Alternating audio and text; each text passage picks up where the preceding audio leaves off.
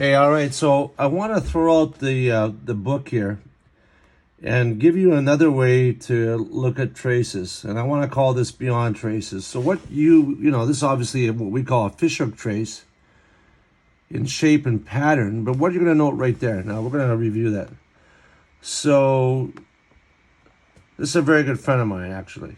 So you can see the restriction here, a little bit of squiggle line, and there's a squiggle right here. Well, that is a restriction. I want you to think of the trace as the flow of energy.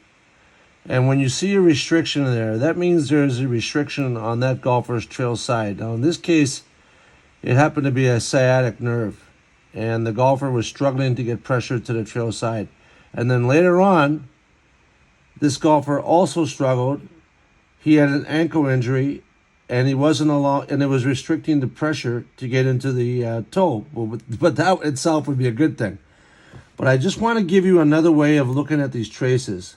Sometimes they're not just what you see. So sometimes they can be an indication of an injury. In this case, it was an injury in two parts of his body.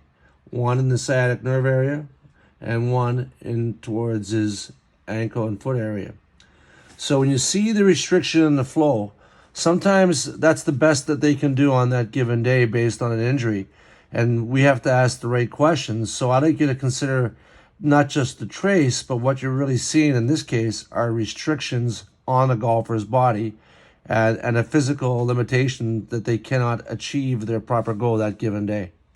Terry Hashimoto at my lab in my office because it's raining out.